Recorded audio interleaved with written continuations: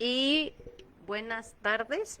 Estamos en Alternativa Terapia y el día de hoy a mí me tocó, este, pues nada más, presentar un tema interesante que nos va a compartir Faraen, que se llama Vigilando los Vínculos. Y la verdad me llama mucho la atención y yo quiero poner mucha atención qué es lo que nos va a compartir Farah el día de hoy. Cualquier duda que tengan, cualquier comentario, nos pueden, lo pueden aportar en la página o aquí, cualquier duda, o comentario también, lo pueden decir. Y a mí me da mucho gusto, estoy muy nerviosa, pero me da mucho gusto porque es una persona que, pues la verdad yo quiero mucho y que, aparte de que es un amigo, pues es con el que estoy llevando terapia y a mí me gusta mucho. Y Farah, te cedo el micrófono. No, pues es que antes de compartir sobre la cuestión de los vínculos, ¿por qué no? Me gustaría que compartieras eh, sobre los vínculos, precisamente. ¿Tú qué entiendes por esta cuestión de los vínculos? Ya, ahorita, antes de comenzar la charla, eh, antes de experimentar Tras bambalinas. estas fallas técnicas, pues estábamos escuchando un poco acerca de esta cuestión de las relaciones, o sea, de esta relación, nada más que aquí lo ponemos como vínculos, pero tiene que ver con quién y cómo nos relacionamos. Sí, ahorita tras bambalinas que empezaba, estábamos en la escuela de mi hija, están dando unas pláticas pedagogas y están hablando sobre los vínculos, sobre ese ligue de los hijos con los papás y estaban compartiendo que decían, es que el niño es un malcriado, es que no se pone, o sea, es un niño rebelde, es un niño que no se pone las pilas o que está empezando con las adicciones en la secundaria. Entonces compartía, él me decía, pero es que, ¿de dónde viene? O sea, ¿con quién se relaciona? Nos estaba compartiendo. Y no es cuestión de la escuela. De dónde viene la crianza o la malcrianza que decimos los papás que nos quejamos mucho, que el niño es muy rebelde y que no entiende y que no hace caso? Entonces, decía mucho y me da mucha risa, me decía, pero ¿de dónde viene esa crianza? ¿Quién lo tiene? O sea, ¿quién lo está educando? ¿Con quién se está desarrollando? Entonces, ahorita, dice, compartía y pues dice, pues anteriormente pues iban y lo dejaban a la secundaria o a la primaria, pero ahorita, como están las clases en línea, ahorita la responsabilidad es de los papás y ya se están dando cuenta que no es cuestión de la escuela o no es problemática de la escuela, porque los niños a través de la computadora pues también hacen de las suyas, pues.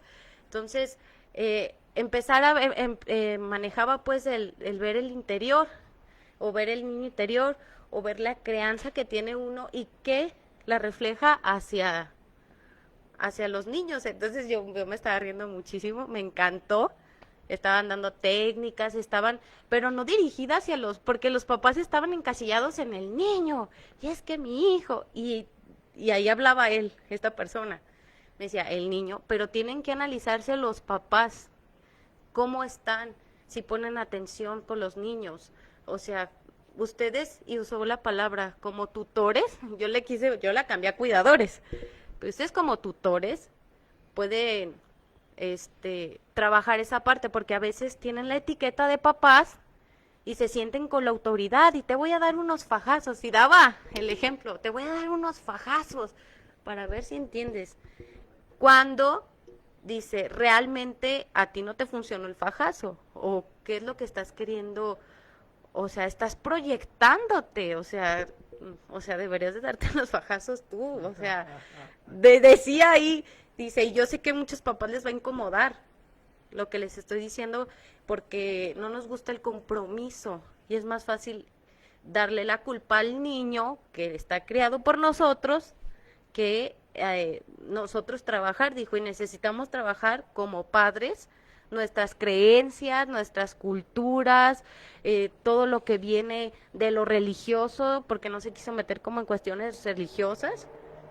Dice, no me quiero meter, pero tiene que ver lo religioso, lo político, el estatus social, y empezó a poner un esquema, hasta le tomé screenshot, porque me gusta mucho, yo que ya he escuchado y que pues en alternativa pues, estamos trabajando eso, me gusta porque ya se está empleando, perdón, para que haya más conciencia en los papás, porque no vamos a poder, y yo lo vivo con mi hija, porque yo hasta hace unos meses atrás yo estaba así, es que mi hija es una malcriada y no entiende y no me quiere hacer caso y ya no hay yo qué hacer, pero realmente era lo que yo le estuve dando o con los cuidadores que mi hija en su momento, porque la realidad es que yo como cuidadora de mi hija real nunca he sido, hasta hace muy poco.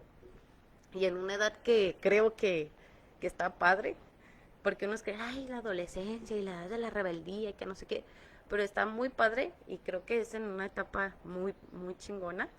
Entonces, el que lo estén reforzando y que lo estén, o sea, que ya esté habiendo más conciencia, no sé si es como da una esperanza, pues, de que ya empiece a cambiar como tantito la cultura y como todo lo que hemos aprendido y conocido para, para nuestros hijos, pues. A mí me decían, es que tu hija ya tiene 13 años, va a cumplir 13 años, ya no puedes hacer nada. Y yo, claro que sí. Y eso me lo dijeron antier. Tu hija ya tiene 13 años, ya su idea ya la tiene, y para cambiarle le dije, claro que no. Si yo tengo 31 y estoy en ese proceso de cambiar mis ideas y mis apegos y todo, y que no lo pueda hacer mi hija de 13, pues. Entonces, me gustó y yo no me iba a meter, ¿no? Porque me lo mandaron así como de pronto y así de, ay, no, y tener que forzar a los papás, fíjate la creencia, si no se meten, van a hacer puntos menos para sus hijos. Entonces, como ya es puntaje menos, ya es calificación, pues había un montón de papás, eran como 85 papás los que estaban metidos en el link, en esta charla que hubo, solo así, pero aunque sea como obligados o sometidos por la calificación, pues me gustó mucho, yo me llevé una sorpresa o sea, fue güey, yo pensé que iba a tratar de otras cosas y son cosas que se están empleando, ojalá y pues empiece de verdadmente a hacer más conciencia para nosotros, eh, cuál es o sea, el lazo con los hijos, o sea, cómo le estamos proyectando nuestras cosas a los hijos y luego querernos estar lamentando por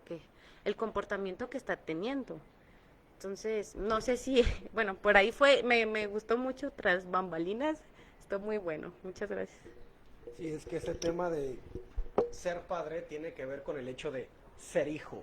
O sea, antes de ser padre, ahorita vamos a pasar a que compartan, pero ahorita vamos a entrar al tema.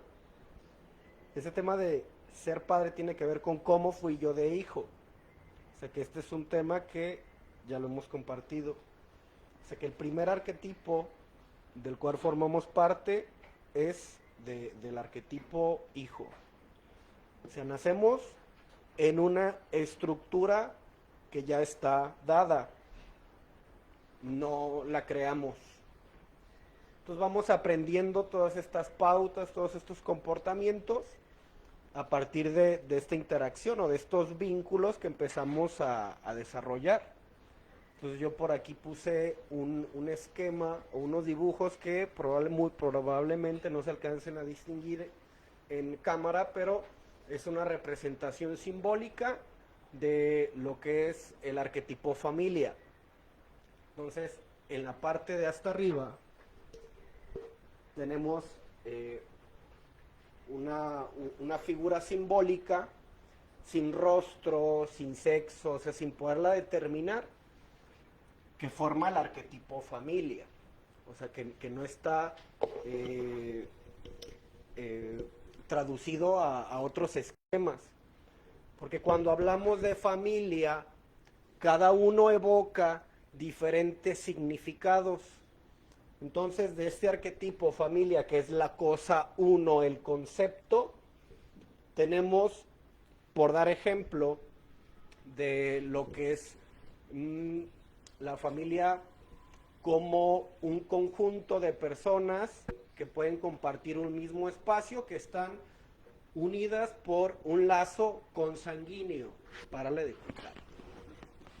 Entonces, porque de ahí toda modificación que establezcamos como nuestro concepto de familia vaya cambiando, es una actualización del arquetipo.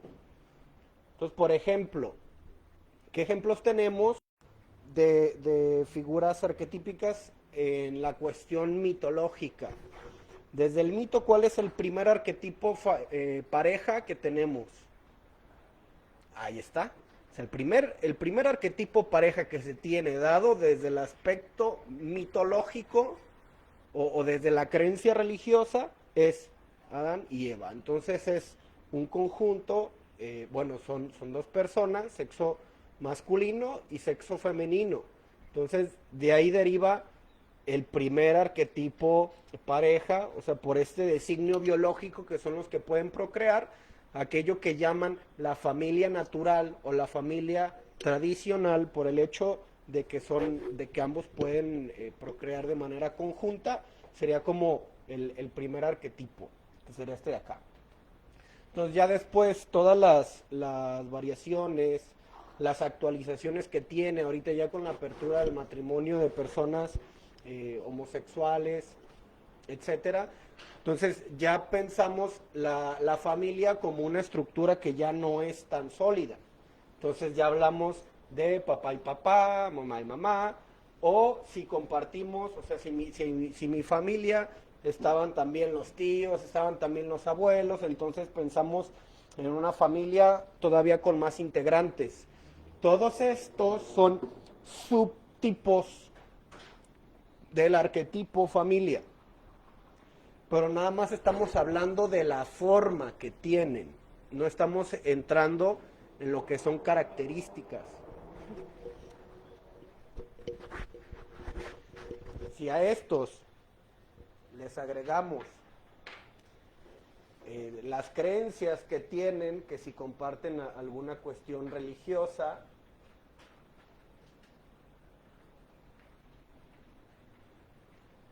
que si tienen, por ejemplo, los estilos de crianza que tengan, que si practican algún deporte, o sea, todavía este arquetipo, o sea, ¿cuántas familias no hay que siguen como este modelo tradicional de papá, mamá, hijos? O sea, dentro de esta categoría únicamente de este subtipo del arquetipo, hay un montón más. O sea, de cuántos son religiosos, de cuántos realizan tal o cual cosa, comparten cierto tipo de creencias, de prácticas, de hábitos. Entonces, hablar de arquetipos es una cuestión sumamente amplia. Entonces, nada más de uno podemos dividirlo en muchísimos. Ahora llévate ese mismo a otros planos. Entonces, ya después yo pienso la familia desde otra lógica, como de, no, para mí mi familia son las personas con las que comparto algún afecto, pueden ser mis amigos. Bueno, esa ya es es un concepto que se va modificando con base en la interacción. Pero este aprendizaje que el niño tiene, o sea, por eso estamos hablando del arquetipo pareja, pero para centrarnos en la figura del hijo. Entonces aquí nada más lo pusimos como uno a manera de representación, pero pueden ser 16, 20, o sea, de repente hay historias familiares que tienen muchísimos. Entonces aquí, después, esto va a crear lo que es el árbol genealógico y cómo esas tradiciones que tienen las familias también se van a ir heredando. O sea, estos métodos de interacción, de crianza, todo este conjunto de creencias también se van replicando. Por aquí hay una cuestión que a medida que vamos creciendo dentro de esta dinámica que está dada, o sea, no nace y en conjunto el hijo con el papá van tomando acuerdos y a ver qué onda con la familia, a ver papá, qué onda con los estilos de crianza, ¿no? O sea, generalmente eso es algo dado. Entonces, sí, aunque después se tienen modificaciones, o sea, conforme al tiempo, generalmente suelen ser estructuras que son muy sólidas. O sea, si tenemos De repente familias que son muy conservadoras, todo su sistema de creencias y de crianza va a ser totalmente sólido. Entonces, de repente no es nada raro escuchar como de, no, que mi mamá siempre tenía la razón, nunca se equivocaba, y aunque se equivocaba, nunca se equivocaba. ¿Pero por qué? Porque así era la abuela. ¿Y por qué entonces así tenemos un modelo que se va replicando? Que a esto lo denominamos lo que es el adultocentrismo. Entonces yo, por el hecho de ser papá, funjo como una figura de poder dominante frente al hijo. Entonces todo mi sistema de creencias yo se lo voy a... Sí, pues yo se lo voy a heredar, yo se lo voy a imponer. Entonces el niño aprende, la relación que tengan los padres va a ser con la cual él va a plasmar el arquetipo pareja. Estamos hablando en términos generales, no es una ley, no es a huevo. O sea, conforme vamos interactuando con más personas, o sea, pensando otros sistemas, sintiendo de maneras diferentes, uno va creando sus modificaciones.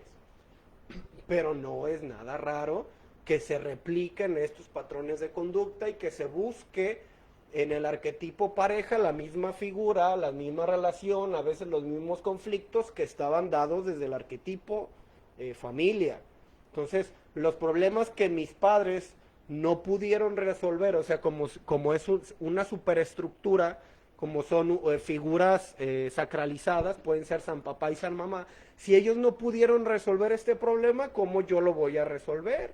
O sea, entonces yo también me llevo ese problema. Entonces papás tenían problemas económicos, el tema con mi pareja, cuando yo esté ya teniendo una relación, digamos, donde ya compartamos un espacio, ciertos gastos, también el dinero se puede volver un tema, porque es algo que yo ya tengo aprendido que es un motivo de conflicto.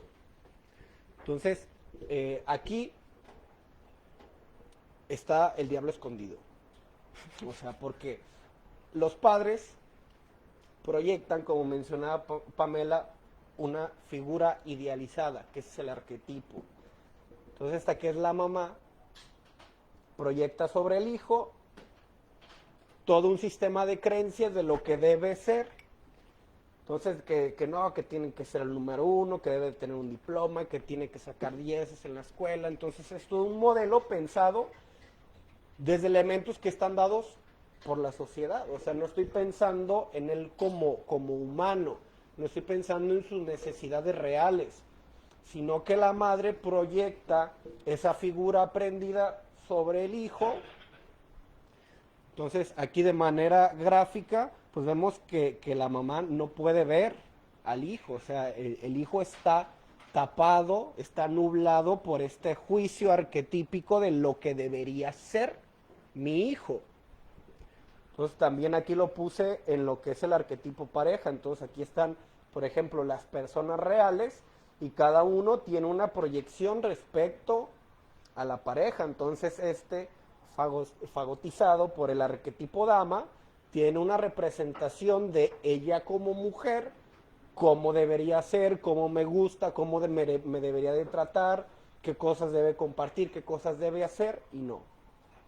Y también ella, o sea, plasmada con la figura del arquetipo caballero, que es toda la interacción que se da en la relación al principio de la misma, en este proceso de que nos estamos conociendo, salimos, me lleva cositas.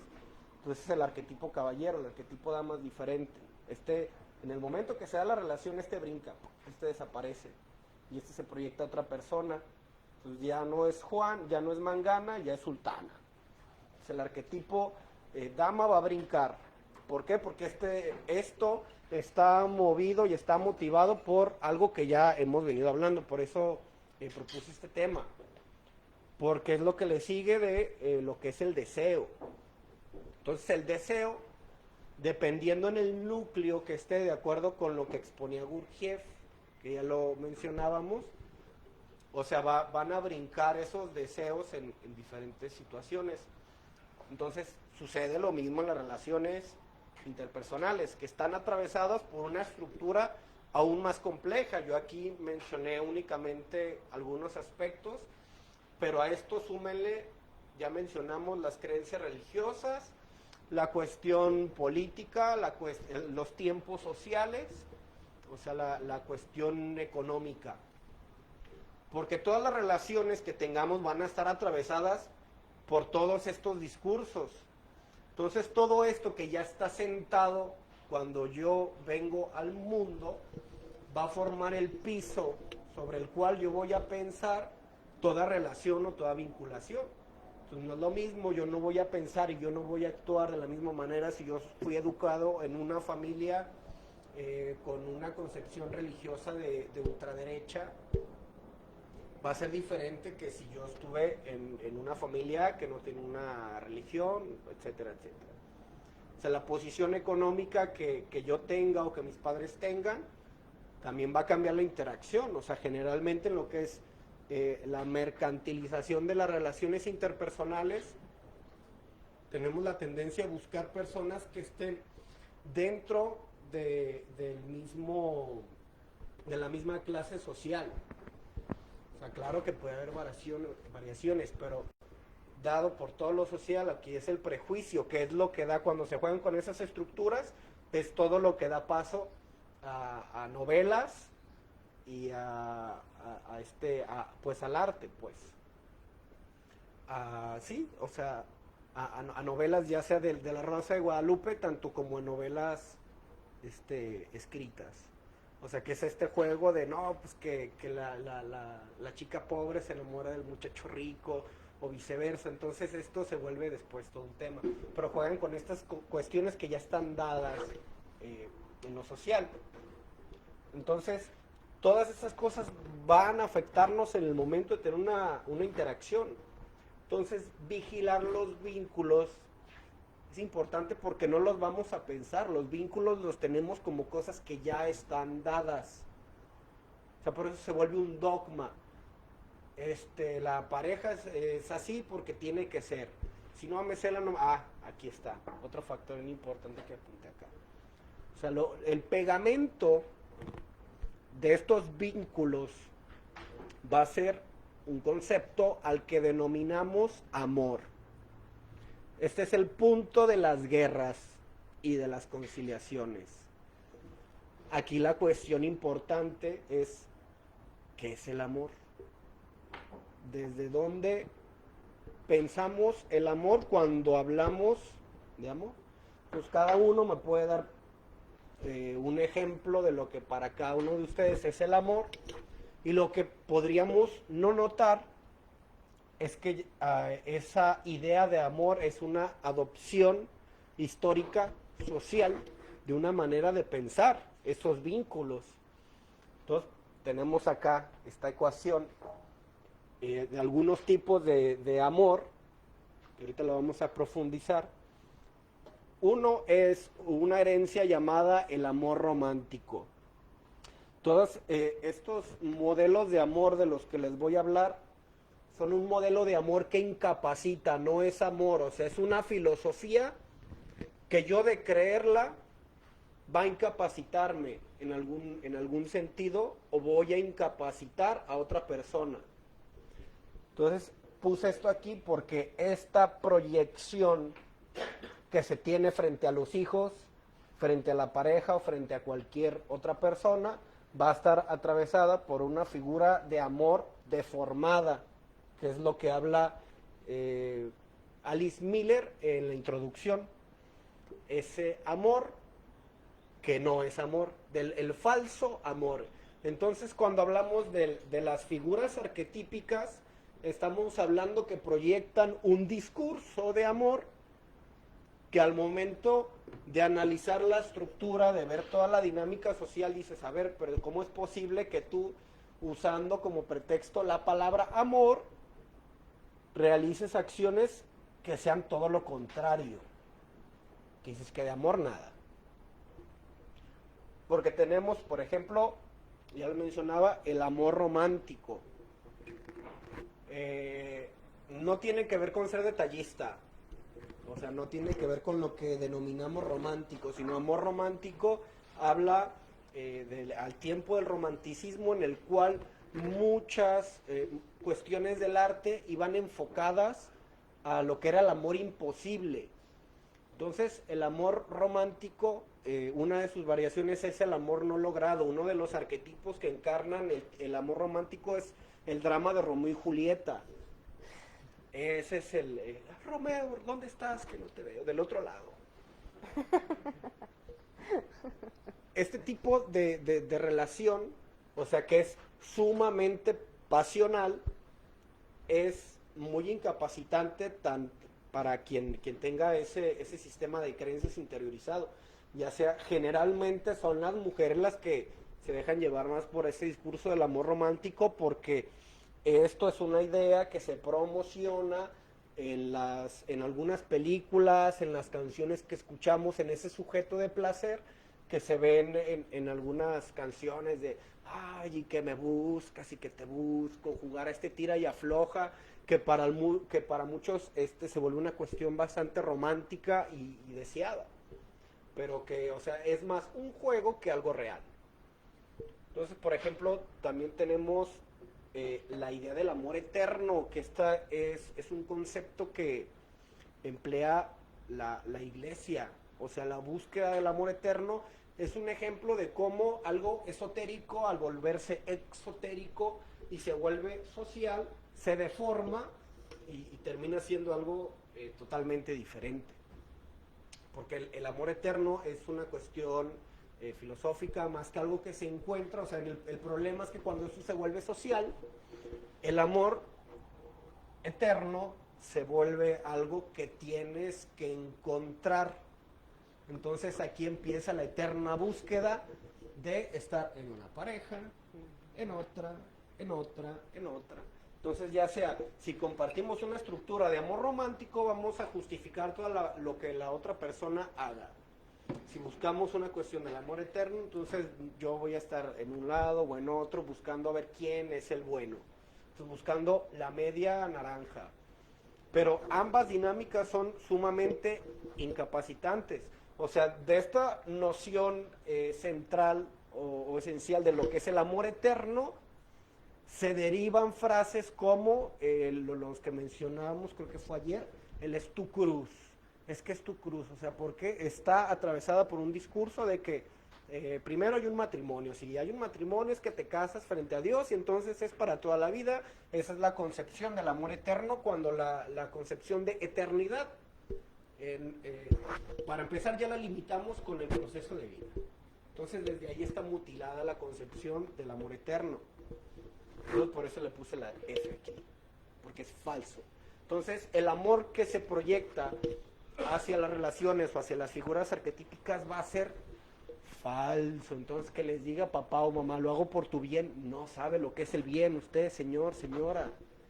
Es el diablo que le está hablando. ¿Por qué? Porque es una proyección de conceptos establecidos de manera histórica, social, y que ni sabemos de dónde viene. A ver, señor, no me hable de amor si no sabe desde dónde me dice lo que me dice. Entonces, por esto, aunque ambas o todo estos modelos de amor son en realidad figuras de dominio. O sea, con esto una persona domina a otra o se es dominada. Entonces, no quiero mencionar lo que es la cuestión del patriarcado, porque sí son figuras de dominio, pero también puede ser de la mujer hacia el hombre. Pero sí, el patriarcado es otro ejemplo de figuras de dominio y de violencia, pero aquí me estoy enfocando en lo que es la cuestión del amor, que también el capitalismo y también esa cuestión del patriarcado deforma también estas concepciones y estos vínculos, porque aquí la proyección que se va a tener hacia la mujer va a estar atravesada por todas las objetivaciones que hace el patriarcado de la mujer como una figura sexual. Entonces, de la mujer como alguien que tiene que ser bonita, que tiene que ser estéticamente atractiva para el hombre. Entonces, una mujer que no comparte todo el estereotipo que plasma esta lógica, la mujer va a afectar su autoestima y se va a sentir mal con su cuerpo por no entrar en un estándar, y siente que le debe la belleza, el cuidado o el maquillaje al hombre o a los hombres. Entonces, ¿de qué manera se ve esto? Yo ando fodonga, por ejemplo, y salgo así, ay, discúlpame, es que soy toda fachosa. O sea, ¿por qué te disculpas?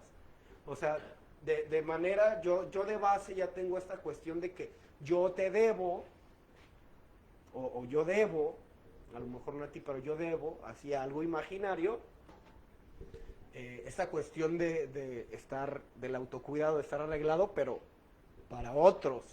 Entonces, vigilar los vínculos es importante porque nos lleva a enfocarnos en los demás, en los de afuera, en el que van a pensar.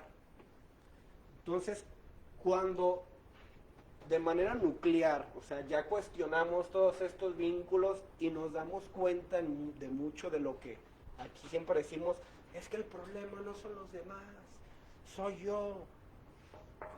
O sea, llegamos a repensar esta cuestión del amor, que la manera en cómo yo he amado o yo me he vinculado con otras personas a través de eso que yo denomino amor, no es correcto. Porque yo me he lastimado o he lastimado a otras personas justificándome con ese pretexto de amor. Entonces empieza, ahora sí, la búsqueda del amor eterno. Desde la cuestión esotérica se lo denomina el amor eterno y es una búsqueda personal. Desde la cuestión de la psicología y la psicoterapia le llaman amor propio. Pero esto no es nuevo. O sea, esotéricamente era la búsqueda del amor eterno, pero ya no está atravesado por la tergiversación social de buscarlo en lo externo. O sea que en las escuelas iniciáticas del año de muchísimo tiempo atrás, se sabía que esta cuestión del amor eterno primero empezaba con uno, porque estas figuras de hombre y de mujer como arquetipos son figuras que figuran dentro de nosotros como potencias. Entonces lo que le llaman como ese proceso del matrimonio sagrado, como de resignificar el arquetipo mujer y hombre dentro de mí para solucionar un conflicto que puede haber en esas figuras, pero que este es un conflicto histórico. O sea, por eso mucho de lo que vemos ahorita en las noticias de los feminicidios y todo eso, o sea, viene por una deformación simbólica y una enseñanza que ha deformado estas figuras. Entonces el encontrar, el resignificar estos símbolos se vuelve una tarea más compleja porque no tenemos un ejemplo tangible, o sea, se pierde a través del tiempo y de la historia. Entonces cuando nos lanzamos en esta búsqueda del amor eterno, Dante Alighieri tiene una novela que se llama La Divina Comedia, que es un ejemplo. O sea, muchos lo ven como, ay, qué bonito el Dante, y no saben qué es una novela esotérica que habla de este proceso, de lo que es el matrimonio sagrado, de lo que es la búsqueda de Dante Alighieri siendo hombre, o sea, en la búsqueda de su contraparte, o sea, baja al infierno buscando como a su amada y después tiene que ascender y al cielo a buscar a esa amada. Pero entonces aquí empezamos a buscar ya no afuera, sino dentro, ese amor propio o ese amor eterno. Entonces ya no vamos a ver a los demás cuando logramos esto a través de proyecciones arquetípicas, sino que a través de esto yo puedo ver a las personas como realmente son. Entonces mi amor se va a volver genuino cuando yo pueda ver a mi hijo, por ejemplo, a través de sus necesidades reales, cuando yo ya no estoy proyectando ni lo aprendido ni mi historia. Así que quiero evitar que no cometa los mismos errores que yo cometía. Entonces tú lo que quieres es reencarnar. Sí, o sea, es que de manera simbólica se reencarnan los hijos proyectándoles todo eso. Entonces, si yo no puedo ser futbolista, si yo no puedo estudiar tal o cual carrera porque mis tiempos no me lo permitieron, entonces se le vuelve una tarea designada desde el arquetipo familia, que estas pueden ser cuestiones genealógicas. Esto es importante porque en el plan de estudio hay algo que denominan los 4 acuerdos. Entonces no podemos tomar absolutamente ningún acuerdo nuevo si no vemos cuáles son los acuerdos que están previamente establecidos. O sea, primero tengo que eliminar todo contrato o todo acuerdo que yo haya hecho en el transcurso de mi vida o que hayan sido heredados por el árbol. O sea, seguir con un designio familiar, una tradición, secretos familiares, silencios, o sea, toda esta cuestión son cuestiones que primero yo tengo que observar, identificar, desaprender, modificar. Pero si tenemos una concepción sólida de los vínculos, va a estar en chino. Porque en el momento que yo empiezo a dejar de proyectarle a la familia el designio, empiezan los reclamos. Y te vuelves un enemigo. Ay, a ver esto. Entonces, si estás dominado por la familia, en la cuestión económica, en la cuestión emocional, o sea, si la familia te tiene sometido, o sea, que no hay ningún problema, o sea, a todo esto lo llamamos una familia normal. Todas estas son familias normales, porque ya hablamos de los subtipos. Entonces, ya sean violentas, o ya sean con un discurso buena onda de queremos lo mejor para ti, te estamos dando todo lo que requieras para que te realices, son subtipos. Pero en todos está una cuestión de amor falso proyectado. Claro, si se está viendo hacia afuera, desde lo aprendido. Es que yo sé qué es lo mejor para mis hijos, porque quiero que tengan un buen trabajo, porque quiero que tengan una buena carrera. O sea, todo lo que se debe, entre comillas, dado desde lo social. Entonces no estamos viendo al ser real, qué necesita y qué es lo que quiere. Entonces hay personas que conocen de pe a pa a sus hijos. Entonces después van a terapia y a ver, dígame quién es su hijo, qué cosas le gustan. No, y que le gusta eso. Entonces la mamá o el papá trae un trip acá medio raro de qué es el hijo y los hijos se quedan así. O sea, porque lo que se percibe es la proyección que se tiene de él. Entonces cuando el hijo empieza a hablar y no, pues es que a mí no me gusta eso, yo esto. Entonces cuando se sale de esta cuestión te das cuenta que no conoces a las personas realmente. O sea, que no conozco a mi pareja con la que llevo tanto tiempo saliendo, a mis padres o viceversa. O sea, que mis padres no me conocen o que yo no conozco a mis hijos, porque lo único que entiendo, que quiero ver de ellos es la proyección que yo les estoy dando.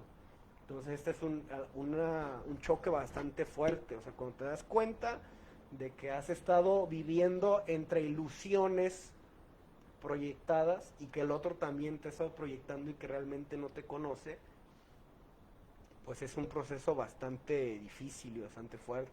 Pero hasta que entendemos esta concepción del amor como algo propio, o sea, que yo me apropio del amor, ya puedo salirme de esas cuestiones. Y ahí es cuando empieza la guerra con las familias. Ay, pues si tú no me cumples con esto, te vamos a dejar de dar dinero. Entonces, estos seres que te aman se vuelven enemigos mortales. No porque quieran lo mejor para ti, porque no estás encarnando los designios, porque estás rompiendo los pactos genealógicos. O estás rompiendo ¿cómo se llaman? Las triangulaciones que hay. Por ejemplo, si papá dejó a mamá y mamá nos llenaba la cabeza de que papá era de lo peor, entonces yo, habiendo realizado todo este proceso, me doy cuenta que mi papá, ni santo ni diablo, yo lo empiezo a buscar para hacerme del símbolo ya no proyectado como una figura demoníaca de papá, sino quiero aprenderlo como humano, a ver quién es, cuál es tu versión. Entonces, si mamá se entera que yo estoy buscando a papá, tú te vuelves traidor. ¿Cómo pudiste haberme hecho esto? Que no sabes que tu papá nos hizo. ¿Cómo puedes? Entonces pasas a ser un enemigo por romper esos pactos familiares. Aquí hay un comentario de Emi Vargas de la Cruz que dice: hola, entonces tú mismo haces que tu familia sea como uno mismo la proyecta. No, pues es que ahí depende de qué papel juegues. O sea, porque si ella es la mamá, O sea, aquí esto va enfocado a que a través de vigilar esos vínculos los podamos crear. O sea, cuando este concepto del amor como algo externo lo dejo de buscar y entiendo que este amor sí efectivamente es real, pero es algo que se crea, no es algo que se encuentra. O sea, es algo que yo creo todos los días a partir, por ejemplo, del cómo te trato, desde cómo yo me acerco contigo. Entonces, si empezamos a tener una relación, el cómo yo me comporto, todas las acciones que realizo, todo lo que yo permito que hagas, todo lo que tú permites que yo haga y que yo me permito hacer, es lo que van a construir esa relación. Entonces dices, hay una relación tóxica. No nace siendo tóxica, o sea, se construye. Entonces, si yo en un momento no pude poner pautas porque estamos hablando de que no hay un amor propio, no hay una cuestión de autoconocimiento y están de base todas las cuestiones aprendidas de los sistemas de violencia, un amor romántico, un amor eterno desde lo religioso, pues entonces yo no me voy a dar tiempo a pensar esta cuestión, yo voy a permitir que haga lo que quiera, que era un ejemplo que ya les ponía. O sea, si el novio, si la novia me cela, está bien. O sea, está dentro del designio arquetípico, es válido.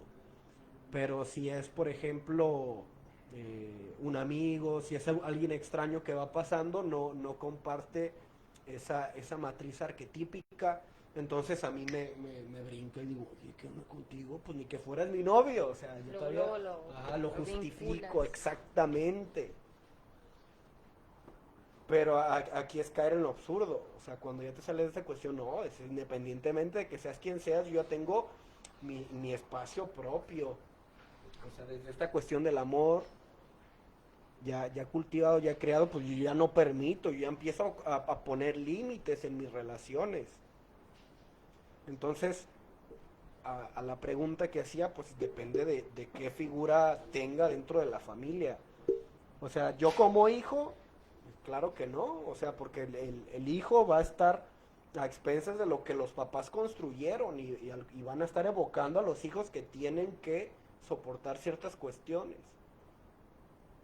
Pero si ella es la madre, o sea, claro que la dinámica familiar está puesta o estuvo desde el principio, desde cómo fue su relación con su pareja. Pues gracias. ¿Alguien tiene alguna duda, algún comentario?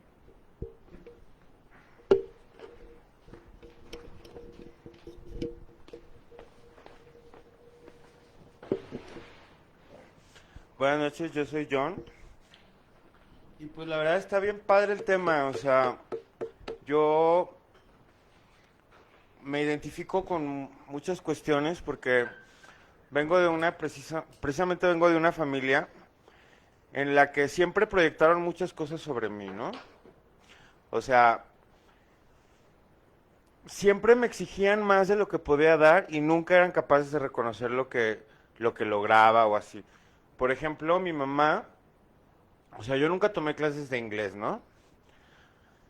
El francés lo aprendí porque viví en Francia y el inglés se fue dando natural.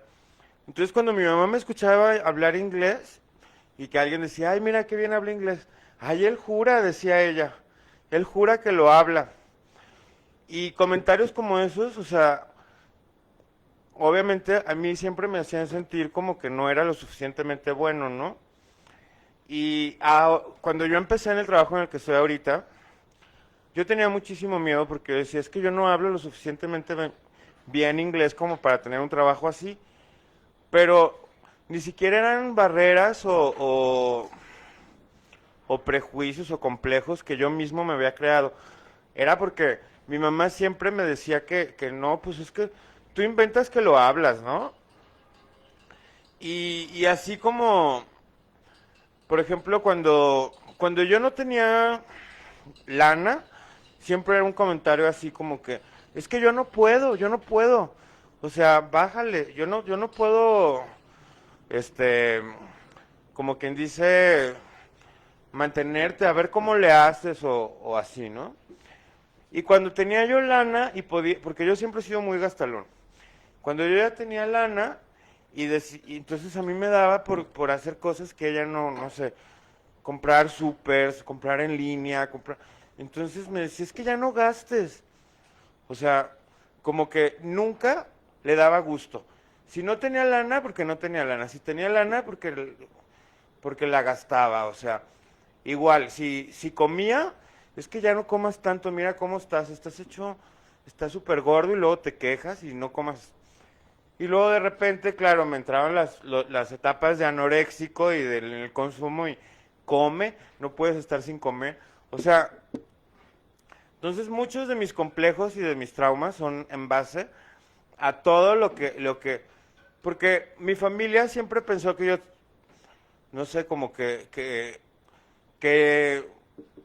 yo tenía que ser demasiado bueno para salir adelante, porque como yo no tenía una herencia, yo no tenía papá, yo no tenía, entonces yo tenía que ser extraordinariamente bueno en todo para poder ser autosuficiente y salir del hoyo en el que ya estaba metido porque así me había tocado, ¿no? Y cada logro bueno, cada cosa que yo lograba o así, como que nunca era lo suficientemente bueno, ¿no? Por ejemplo, si tenía una super chamba, ay, sí, vas muy bien, eso está muy bueno.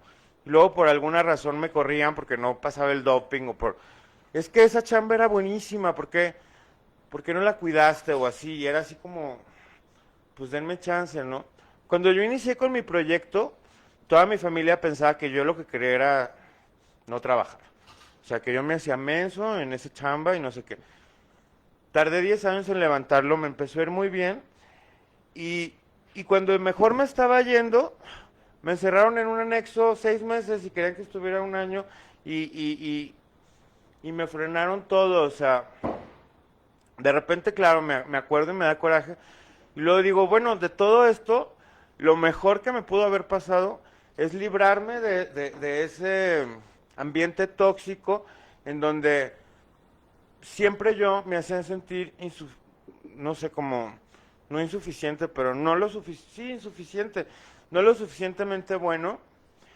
Y eso me generaba tanta frustración que yo invariablemente caía en los mismos círculos adictivos y autodestructivos, porque ya que yo lograba algo, no lo podía abrazar y no podía sentirme satisfecho, porque mi familia nunca me daba ese crédito, o sea, como de, lo estás haciendo bien, o sea, como que si lo hacía bien era como que, pues eso es lo que tenías que hacer, o sea, eso es lo mínimo que tenías que hacer. Entonces, ahora, hoy estaba platicando con un amigo y me decía, le estaba contando de mi trabajo y le decía, es que tiene sus cosas buenas, sus cosas malas, ya voy a empezar un curso de capacitación para un puestito mejor. Entonces él me estaba diciendo, mira, si tú duras ahí un año, te dan un préstamo de Infonavit hasta por 1,5 millones, 2 millones para una casita, ¿no?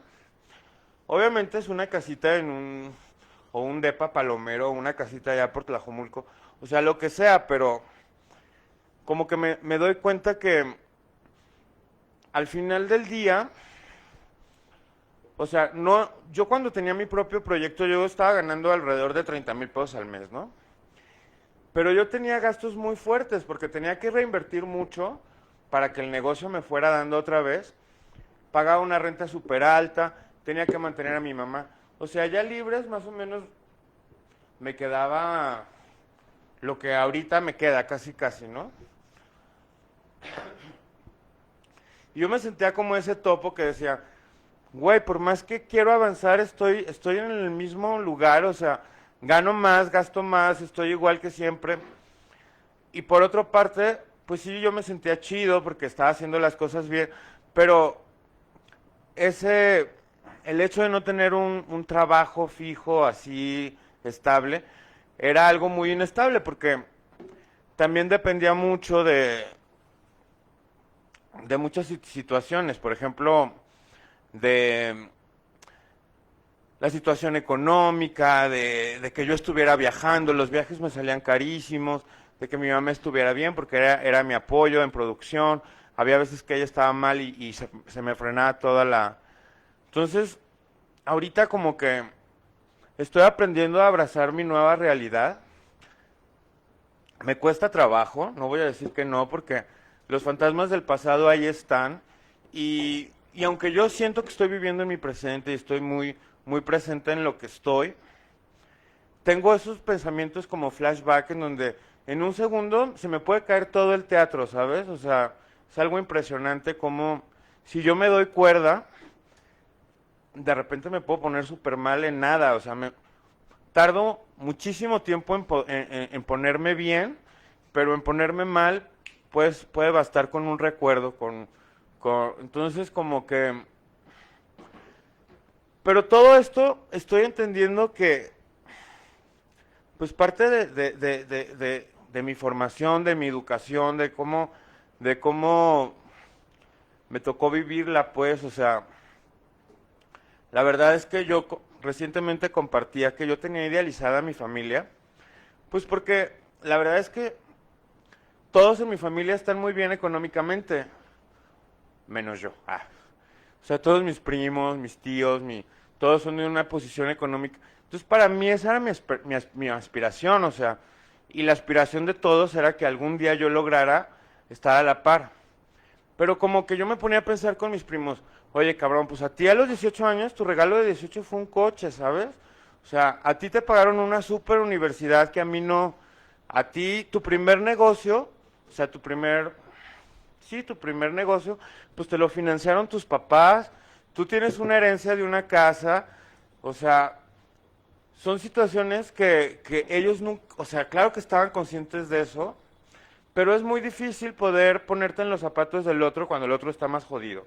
O sea, como que es así de que te están todo el tiempo carrereando para que tú llegues a una posición económica, justamente lo que comentabas ahorita, y al final del día, pues es mi familia y la tienes que querer, la tienes que aceptar como es porque es la que te tocó y siempre estás justificando todo lo que te dicen porque, ay, lo hacen por mi bien, lo dicen porque me quieren, porque tienen fe en que yo pueda hacer más, porque saben mis capacidades, pero llega el momento en que te truenan, tarde o temprano te truenan porque te das cuenta que nunca vas a ser lo suficientemente bueno para darles gusto, ¿no? Entonces, ahorita, ay, pues estoy como en ese punto en el que me estoy como divorciando. Ya tengo un año de que... Entonces, como que... Porque de repente me dicen, bueno, pues si tu familia es tan así, ¿por qué te dejaron abajo? Porque son unos culeros, es la verdad. O sea, la verdad es que abrir los ojos y darte cuenta que no, tu familia no es perfecta, es bien cabrón porque yo tengo 37 años pensando que mi familia es la familia del póster, ¿sí sabes? La familia perfecta. Y de repente te das cuenta, por ejemplo, hace como 2 años viajé a México. Mi mamá, el único hermano que le queda vivo, vive allá. Y entonces fuimos a conocer a unos sobrinos que son triates. En mi familia hay muchos gemelos y cuates y así.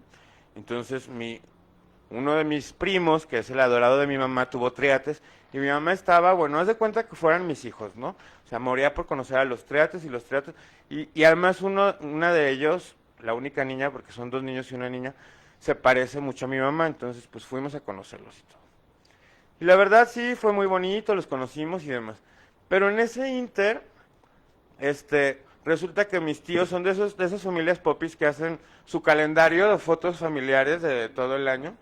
Entonces cada mes era como, ay, pues la familia de Fernando Enero, ¿no? La de fulanito, y de repente es bien culero decir, güey, pues yo también soy su familia, ¿sabes? O sea, porque yo no estoy en el puto calendario, porque a mí no me invitan a pasar la Navidad a Nueva York, o sea, yo también quiero ir, ¿sabes? O a París, o a donde se van a pasar cada año. Y como que dices, güey, pues qué culero, porque tiene, o sea, y es ahí como donde también dices, pues es que también no puedo estancarme ahí en por qué mi familia, pues claro, ellos quieren también que yo forme parte de todo eso, pero quieren que yo me lo gane. ¿Y en qué momento yo voy a lograr hacerme millonario de la noche a la mañana? Pues nada más que se enamore de mí, así como en las novelas, el millonario, ¿sabes? Y me ponga a la casa y ya yo sea de la callejera vagabunda que fui a la sofisticada en convertible, ¿no? Exactamente. pero con familia muy popis. Ah.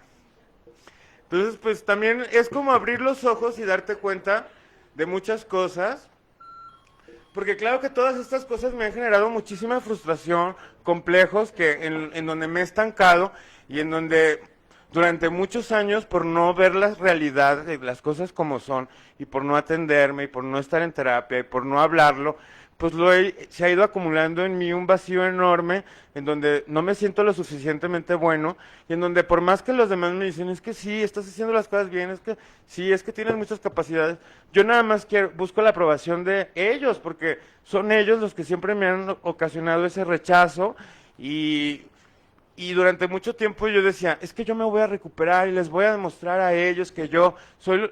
Entonces hasta que dije, güey, es que nunca vas a ser lo suficientemente bueno, ¿sabes?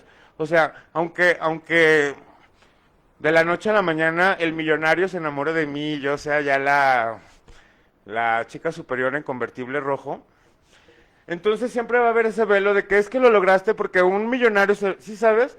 O sea, siempre va a haber un motivo para encontrar un pero en mi historia, pero ante sus ojos, y es que llega el momento en que dices, güey, abre los ojos y date cuenta, pues que la familia no es todo, hay más mundo, hay más por qué vivir, estás tú mismo, es sentirte bien contigo mismo, y eso te va a generar también crecer y obtener una satisfacción y una, pues digamos, plenitud que si nada más lo haces por satisfacer a los demás, pues nunca la vas a lograr, ¿no?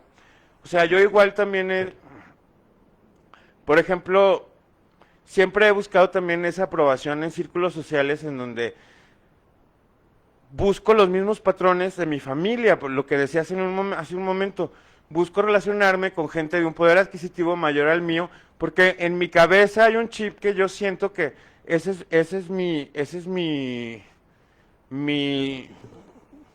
¿cómo se dice? Mi nivel social cuando mi realidad es otra, y también es muy culero tener un complejo de superioridad de toda la vida, porque vienes de una familia así y darte cuenta que, la verdad, trabajo en un call center, voy a comprar una casa del Infonavit en un año, y a lo mejor o sea, como que, no sé, pues tengo que aprender a que mi realidad es otra, y a darme gusto a mí, no nada más por hacer las cosas por mí mismo, no nada más porque vengo de una familia así, tengo que satisfacer sus expectativas y estar a la altura de sus expectativas, y eso es muy cansado porque además es imposible. Entonces, a veces yo soy muy exigente conmigo mismo, pero es porque es lo que me enseñaron ellos de toda la vida, tú tienes que ser mejor, tú tienes que... Entonces como que de repente me la creo y puede parecer que yo soy muy soberbio y soy muy así, pero también porque es la actitud que a mí me demostraron que es la que yo tenía que tener, ¿sabes? Y al final del día, en todos estos procesos, grupos de autoayuda, anexos, clínicas, en todo lo que he estado, siempre han tratado de bajarme eso cuando ni siquiera eso son actitudes que yo me creé a mí mismo, ¿sabes? Son actitudes aprendidas de mi familia que, que, que es muy, muy cansado. Entonces, bueno, pues es lo que yo quería compartir. Si no me puedo llevar aquí. Es que esa es la cuestión. O sea, aquí el juego, desde el cual planteas, siempre que empezamos a partir el arquetipo familia, los subtipos, o sea, en todavía otras categorías aún más específicas, es el punto en donde empiezan las historias. O sea, entonces este tipo de temas siempre van a terminar o siempre van a desembocar en un sujeto dramático o en un sujeto de placer. O sea, porque ese es el juego con las estructuras. O sea, no hay puntos medios aquí. O sea, en las relaciones, por ejemplo, de pareja, arquetípicas, cuando se tiene una ruptura, o sea, siempre es poner de manifiesto el sujeto dramático y el sujeto de placer. Ay, es que fuimos tan felices, pero es que yo se hubiera sido, y empiezan las historias. Entonces, aquí, por eso, de todo esto, fíjate lo que remueve. Entonces, fue pegarle a toda la estructura aprendida. Pues en el caso de lo que plantea el compañero, aquí lo importante es reconocer ese chip, que ya lo tienen reconocido, Pero aquí es que esta cuestión es más satánica, es más demoníaca, no es tan fácil como sacar exponer el sistema a la luz, sino, ¿por qué? Por lo que decía ahorita, yo estoy en ese proceso de divorciarme en la familia, y puede ser un divorcio únicamente que hago de las personas con las cuales yo comparto un vínculo de consanguinidad, pero no del sistema. O sea, y el arquetipo es el sistema, no las personas. O sea, que después las personas sostienen ese mismo arquetipo. Sí, o sea, es algo compartido, es algo tanto interno como externo. Entonces, aunque yo lo saque de mí, te digo, la familia puede volver a, que es lo que pasa comúnmente. Es a lo que nos enfrentamos cuando empezamos a expulsar o hacer el exorcismo de todos esos sistemas aprendidos. Porque si yo me separo únicamente de la familia consanguínea y no del chip que traigo, va a pasar eso exactamente. Ya no voy a ser aspirante dentro de la familia, porque si pusieron atención, no es algo únicamente familiar, o sea, es algo del árbol genealógico, o sea, es toda una dinámica de árbol. Entonces aquí el juego es pertenecer, hacer para merecer, pero desde el inicio, o sea, desde que nació, desde morrillo, el juego, el chip que le insertaron, es tienes que aspirar a, pero con la condición de que nunca lo tengas, o sea, nunca va a ser suficiente. Entonces es como el hámster en la ruedita, que siempre va a estar dando vueltas, pero nunca, o sea, su meta es llegar arriba, pero por más que le da, pues la parte de arriba siempre está arriba, y de repente se frena y de repente así, empieza a dar vueltas la rueda, ya está arriba, pero a veces no, y a veces sí, y a veces no. Pero es un chip que tienes que cambiar desde dentro, o sea, tienes que resignificar el arquetipo hijo que te proyectaron y que después tú adquiriste. ¿Cómo? Haciendo todo, o sea, todo en lo que está cimentado tu arquetipo, que es la falta del reconocimiento, que es el nunca ser suficiente. Es la idea central del arquetipo hijo con el que te chipearon. Entonces, ¿cómo se empieza a romper ese en el ejemplo que tú me estás poniendo? Con autorreconocimiento, que conozcas tus capacidades, porque me acabas de decir algo, es que nunca vas a ser suficiente. O sea, pareciera que lo resolviste, pero viendo hacia afuera. O sea, nunca voy a ser suficiente mientras me comparo. Pero si tú eres tu único punto de comparación, o sea, aquí el juego, o sea, del estar volteando hacia afuera, hacia toda la cuestión del designio familiar y social, voltear hacia adentro, aquí implica que tú reconozcas todo lo que eres capaz el día de hoy y todo lo que sí has hecho. Esa es la manera en cómo vas a empezar a dejar de alimentar esa figura que se te creó del hijo, de un hijo insuficiente. Pero como ves, o sea, esto es algo personal. O sea, porque igual puede llegar el punto donde tengas, pero ahí empieza otro problema. O sea, si cumplieras esta expectativa y tuvieras estos millones y te invitaran a pasar las navidades en Nueva York, y porque el juego nos hace creer que esa es como la meta. No, ahí empieza otro problema, que es mantenerlo. Tengo que hacer todo lo posible, estoy vigilando, para mantenerme en el punto en el que estoy, que estén contentos por esto. Y si no es una cosa, va a aparecer otra, porque el arquetipo está plasmado en nunca ser suficiente. Entonces, aunque tengas eso, va a haber otras cosas que no. O sea, es como que llegan al arquetipo y te lo ponen más arriba, y lo alcanzas y te lo ponen más arriba. ¿Me creerías que tu mamá hizo todo eso por amor? A su entendimiento de lo que era el amor. Pues es que ella también tiene lo aprendido, como dices, de un árbol creador. Claro. O sea, pero es que esa es su manera deformada de demostrar el amor, no es ver las capacidades que tienes, es esta cuestión desde lo imaginario, como para decir que mi hijo se mejore, que mi hijo sepa que puede estar en una mejora continua, que no se conforme con lo que ya tenga. O sea, a lo mejor era el planteamiento esencial. pero en cómo estos sistemas, cuando llegan a lo emocional, hacen un estrago. Entonces ya no es el otro, ya es yo mismo soy el que se dice, no soy suficiente. Y esto empieza a tener problemas de autoestima, empieza, como te digo, a afectar todos los vínculos que yo vaya a tener, van a estar atravesados por esta realidad.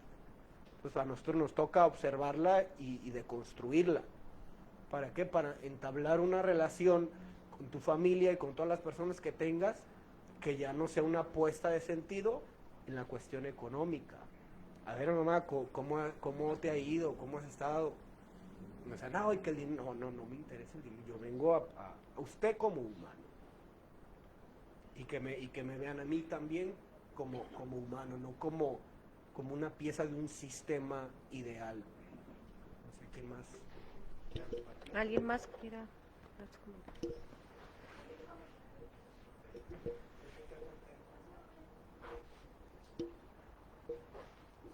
¿Es el de él?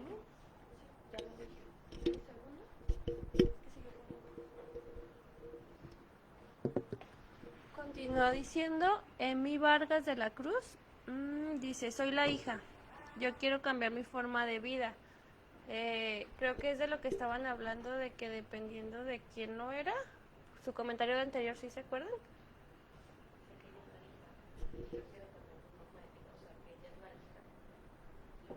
No, pues ahí lo que tiene que hacer es conocer esa historia, observar ese modelo familiar aprendido, ver si lo he replicado, en qué cosas lo he replicado y ver que todas las relaciones que yo tenga no estén atravesadas por esa lógica o por esa dinámica. O sea, porque si yo fui criado en una lógica de nunca ser suficiente, la pareja que yo me voy a buscar va a ser alguien a quien yo también tenga que aspirar. Va a ser alguien que me dé otra ruedita en la que yo tengo que estar girando, aspirando constantemente a ser. Entonces eso es lo que primero toca, autoconocimiento y observar lo familiar, que de eso tengo yo, y ver, como dice el compañero, qué estragos ha hecho eso en mí, sanar esa parte, saber que no soy a partir de, porque nos creamos toda una historia de vida, nos leemos a partir de ese drama familiar. Es un drama familiar que luego se vuelve personal y que ya después yo lo ando repartiendo con todos los vínculos en los que entablo. Pues muchas gracias, Para y Pamela. Pues invitar a esta niña a que conozca lo que hacemos, ¿verdad? Puede venir para que le manden ahí los datos. Y yo creo que sería una manera pues de iniciar. Aquí nosotros le podíamos indicar qué hemos hecho nosotros o qué estamos realizando para ir encontrando respuestas a las problemáticas que tenemos individualmente cada uno de nosotros, porque bueno, de eso se trata, de observar lo que a mí me incomoda, no lo que le incomoda a los demás, ¿verdad? Más bien esa es la observación. Yo me pongo muy bien pues porque escucho y creo pues que estas herramientas son maravillosas porque te das cuenta que no es tanto cuando vas observando, ¿verdad? Vas topando con una barrera y luego con otra y luego con otra, y en mi vida se han presentado pues muchas opciones, pero inconscientemente no me daba cuenta que iba cayendo como en más enredos, fíjate. ¿Verdad? Se me hacía ilógico cuando escuchaba a la gente que tenía muchos años buscando una solución para su vida y gente que se había dedicado al estudio, pues prácticamente, o sea, que le había echado ganas, que había estudiado muchísimos libros, buscado en muchas prácticas. Lo llegué a escuchar hasta en Alejandro Jodorowsky, ¿verdad? Y últimamente, ya en la actualidad, pues Alejandro Jodorowsky dice que de nada le sirvió tanto estudio para darse cuenta que lo que ocupaba era más bien no tener tanta información pero que también fue importante para darse cuenta que todo está en Él, fíjate. Y me da risa porque cuando tú empiezas a escuchar lo que yo algún tiempo compartía que me hacía sufrir, te das cuenta que no fue lo que hicieron, que o sea, la vida es la vida y la vida sigue y la vida va a pasar, lo que decía Fara ahorita, no se trata de justificar las cosas. Una agresión es una agresión y vas a actuar de acuerdo a la cuestión instintiva y a la cuestión cultural que tengas. O sea, una agresión la vas a hacer como agresión de acuerdo a tu educación. Entonces a mí no me afectó lo que pasó, a mí me afectó mi aprendizaje, a lo que decías ahorita. Y da risa. Muchos de nosotros sufrimos no por lo que pasa, sufrimos por lo que aprendimos y creímos que debería de ser. ¿Verdad? En nuestra cuestión cultural y más en la cuestión latina, que es muy aprensiva, estamos muy identificados con la cuestión familiar, con la cuestión occidental, pues, con la cuestión de mi mamá, mi papá deben de estar juntos para toda la vida, mi esposa es para toda la vida, mis hijos son mi responsabilidad. A mí se me hace importante esto porque mientras que no veamos, ¿verdad? En este libro de Gurdjieff está padrísimo, ojalá que se dieran la oportunidad de leerlo como información y cada quien empezara a buscar respuestas dentro de nosotros, eso es lo más importante, ¿verdad? El que guste, es un comentario nada más, a mí me está ayudando mucho a ubicarlo para también en esa cuestión de la terapia empezar a observarme a mí mismo, ¿verdad? Porque mientras que no nos demos cuenta que estamos dormidos y que seguimos dormidos y que seguimos brincando. Miren, esta cuestión de Dios, esta cuestión de la iluminación, no son más que puras ideas de la mente egótica, ¿verdad? Como la gente buscamos hallarle sentido a la vida, busca algo. Y realmente se ocupa mucha humildad, pero demasiada humildad, cabrón, para darte cuenta que nunca te vas a iluminar. Lo que decía la otra, ilumina, o sea, decía Miguel. O sea, a veces hacemos comentarios aquí que la gente se va con ese pinche rollo, ¿verdad? Que a mí me da risa, pero bueno. Eh, Igual, también tú escuchas y escuchas a gente que está súper identificada. Esta cuestión de la identificación ha agarrado mucha fuerza últimamente en la cuestión eh, del encontrarte contigo mismo. Es una herramienta maravillosa. En el libro de Eckhart Tolle, Krishnamurti, muchos grandes pensadores contemporáneos, pues, más actuales, comparten más. Pero antes era como un mito esta cuestión de la identificación. Mientras que la gente no nos demos cuenta que estamos identificados con lo aprendido, vamos a estar en sueños, en serio. Hace rato compartía con Robinson, porque todo lo que vivimos es una identificación de lo aprendido, nada más. Y lamentablemente no nos conocemos a nosotros. Y más bien queremos identificarnos con otras cosas todavía ajenas. Esto de la iluminación es una identificación externa a ti. O sea, imagínate. Esto de Dios, que es algo parecido en la cuestión judío-cristiana, es como la iluminación en la cuestión, ¿verdad? De las cuestiones ocultas o de las cuestiones exotéricas que le llaman ya. Eh, Pero prácticamente la invitación que les estamos haciendo es no meternos en tantos rollos, sino empezar a identificar o observar qué te pone mal y trabajar con eso. Porque si no vamos a agarrar un paquete, otro paquete, otro paquete, otro paquete, ¿verdad? Vamos a estar en búsqueda de no quiero ser así y no quiero ser así. ¿Y por qué soy así?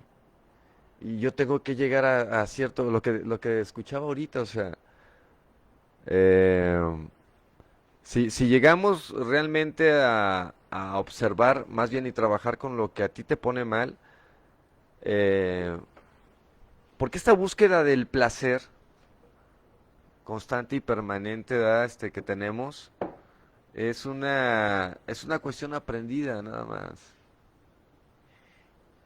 Porque buscamos el placer de acuerdo a lo que aprendimos, que nos dijeron que era placer. Nada más, en serio. Y esta invitación es para poder observar esta parte. Miren, se los quiero plantear de esta manera. Eh, ¿De qué manera vamos a brincar a otro estado de conciencia, que es el objetivo, que es el ahora, si ni siquiera sabemos que seguimos dormidos? Entonces, lo que decía Fara ahorita, necesitamos como vaciar la mente, necesitamos observar todo lo aprendido para empezar a cambiar. Porque todo nuestro sufrimiento es a través de las cosas aprendidas, de lo que tú aprendiste en la vida. Lo que decía Fara es cierto, o sea, ahora pregúntale a tu mamá si realmente te quiere. Pues claro que te ama, a su manera, cabrón, nada más que a ti como aprendiste que las mamás tienen que ser así, o sea, o las del vecino, o las de tu primo, o las del tío, o las de alguien son diferentes. Que no son diferentes, hombre, mira, los que somos papás, yo te lo voy a decir. A mí todos mis hijos me castran, cabrón. Y lo que hago es actuar. Porque en la mente está algo aprendido o identificado lo que debe ser un papá. En serio, o sea, sean sinceros ustedes, los que tienen hijos. Imagínate, ¿por qué crees que luego viene la culpa? Porque soy así, hijo, de su pinche madre. Ah, bueno, el día de hoy, pues yo estoy trabajando con eso, ¿verdad? Con esa cuestión arquetípica, hijo, ¿verdad? Y no, cabrón, o sea, ni siquiera estoy para ayudar a nadie, ni mucho menos. Yo estoy trabajando en esto, y quien llegue, quien sea, hay algo que regalarle si lo quiere. Que estamos trabajando aquí en Alternativa, Terapia. Y es cuando ya funcionas con seguridad, sea quien sea. Sí lo observan o no. Ah, pero qué trabajo nos cuesta, ¿no? Así todavía. Bueno, ¿por qué nos cuesta trabajo? Algunos de nosotros, o sea, lo compartía Fara ahorita, o hasta las frases lo hago por amor, como ese tipo de cosas. ¿Cuál amor, cabrón? O sea, hay mucho en nuestra historia que estamos identificados nosotros, lo que decía, y es una realidad, mientras que no lo observemos, lo vamos a repetir una y otra vez. Es bien importante, en serio. ¿Cómo liberarnos? Ah, bueno, tenemos que empezar. No podemos brincar del 1 al 4, o sea, no se puede. ¿Verdad? Porque muchos, en serio, estamos tan acostumbrados a que con una pastilla nos vamos a aliviar. No, se requiere de, ¿verdad? De seriedad, mucha seriedad. Por eso a mí me hizo muy padre el comentario de esta chavita ahorita, que está pidiendo o una respuesta, que ya empezó a buscar. Eso es bueno. ¿Y qué crees? Desidentificarte no es fácil. Yo escucho diario mínimo a unas de 10 a 20 personas. Y por teléfono, porque ahorita por los medios pues se utiliza, ¿verdad? Se utiliza y pues hay que aprovecharlos.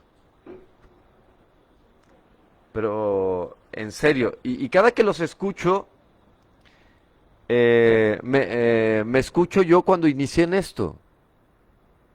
Y creo en su sufrimiento, pero también creo en la solución y estoy convencido de eso.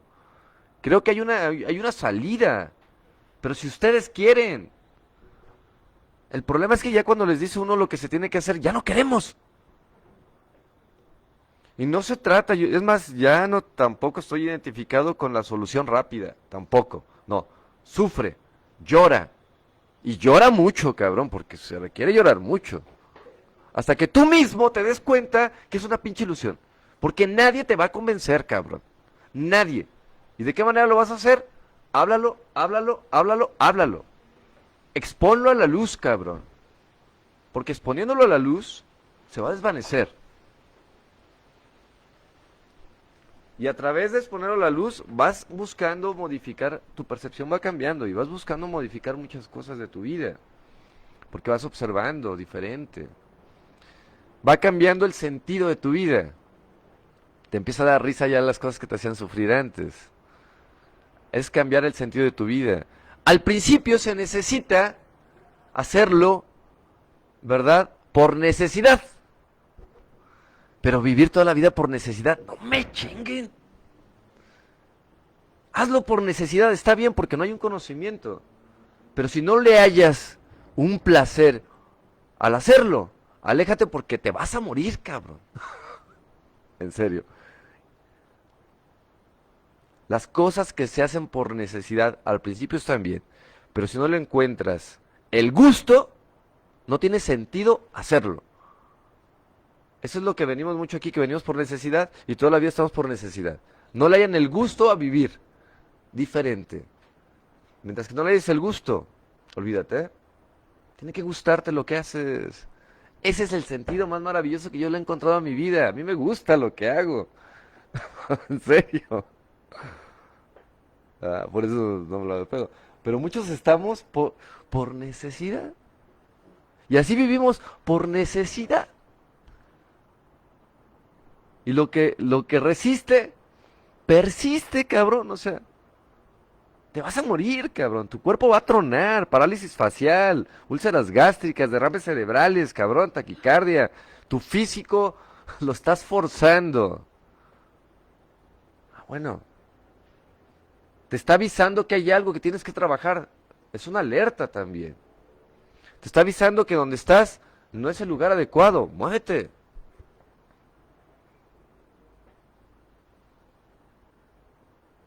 Está muy padre, este libro, pero bueno, aquí los queremos invitar pues a que conozcan lo que es Alternativa Terapia, a esta niña que mandó esa pregunta pues de cómo hacerle, la invitamos a que conozca lo que hacemos, a que venga, a que se integre de cierta manera, a que inicie, porque hay que iniciar, ¿verdad? Con terapia. Es importante. Y hay que iniciar con una nueva información. ¿Verdad? Para que ellos mismos vayan encontrando sus propias respuestas, porque nadie lo va a hacer más que ellos mismos. O sea, en serio, nadie sabe lo que lleva adentro más que el que lo lleva cargando. Porque no se trata de evangelizar ni convencer a nadie de nada. Porque conocemos a todo el mundo menos a nosotros, fíjate. Ese es el problema. Entonces, si nosotros le decimos que aquí le vamos a enseñar, pues va a aprender lo que aquí. No, queremos que aprenda qué siente ella. Su sentir. Es una de las cosas que queremos facilitar aquí y que estamos encontrando nosotros. ¿Verdad? Aprender a sentir. Pero tú, a conocernos en todos los ámbitos, a conocer tu mente, no, y la mente es, es mucho, se requiere tiempo para conocer tu mente, tus yoes, miles de yoes, cabrón. En un minuto, vean, hace rato estaba bien tranquilo, ahorita ya soy otro yo. ¿Se fijan? Así, en segundos cambias de yoes. Y puede modificarse de acuerdo también con quién estés. Entonces, no creas que voy a terapia un mes y con eso ya la libro. Sí, imagínate. Con una plática, ¿cómo cambia el yo, Jesús? Con una plática, fíjate. Yo he tenido que darme cuenta cuáles son las cosas que me están ayudando y agarrarlas, retomarlas, no soltarlas, externar, hablar. Eso me ha ayudado mucho. Es una herramienta maravillosa, ¿eh? El empezar a hablar, a exponer, aunque sea una ilusión. Eso lo vas a tener que comprobar tú si es una ilusión o es una realidad. Nadie te lo va a decir. Y quien te lo diga está equivocado, cabrón. Tú mismo tienes que comprobar qué es real para ti y qué es ilusión para ti. Porque tú lo vas a sentir.